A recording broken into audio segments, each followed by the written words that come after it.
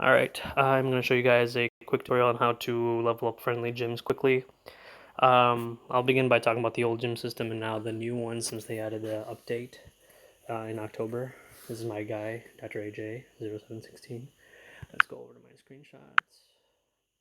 Alright, so with the old gym system, if you saw this monster as the lowest tier defender, what you'd want to do is you'd go pick a monster that's going to be lower than the CP that you see. And this is in order to get the most prestige.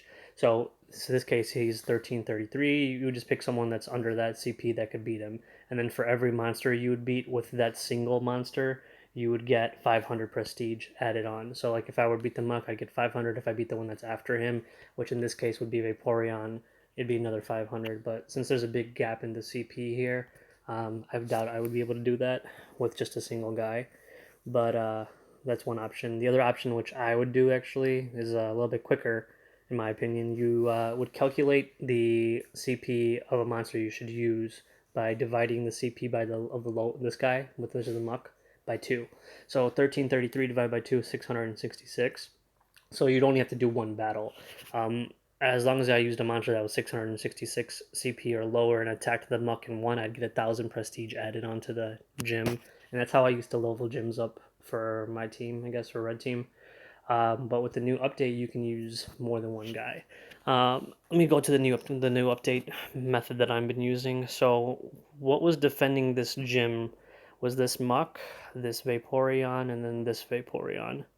I added my own Vaporeon in afterwards, but this is the team I chose. So you can see it's in green here for the CP. That's because of the new adjustment system. They didn't need to adjust it because I'm a higher level. What you're going to want to do is there's two strategies. You can either, main thing is you want to choose a team that's all below that halfway mark. So again, it's going to be under 666. So in my case, I chose this Rhyhorn, which knows ground type moves, and then a whole bunch of grass types. So the two strategies are this. Either I could stick with the Rhyhorn and fight this Muck and win because he knows ground moves, then run away so I get 1,000 CP.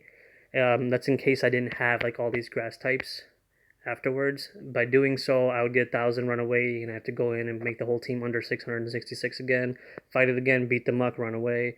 I could do it that way.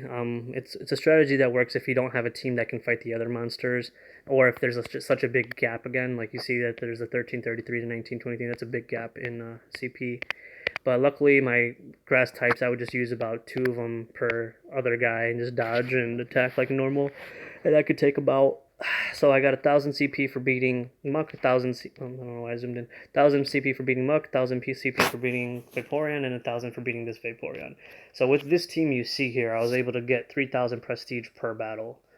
So that's one option. Like I said, if you don't have a team that can take on the other guys, just run away. But the main thing is you have to make your whole team under that halfway mark for the lowest tier.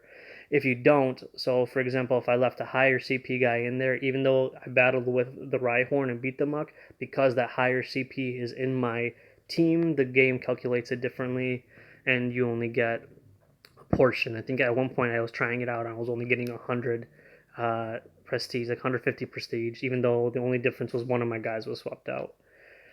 So yeah, stick to that strategy. Like I said, I added 3,000 per time, and that's how I added my guy on. And I even went through and opened up extra slots to the gym. So the way I set the gym up is actually creative too. So I have 2 empty slots. So that'll add on 4,000 prestige when they drop their guys off. So once these 2 slots actually get filled up, the gym will actually level up to a level 7 gym by itself and open another slot up.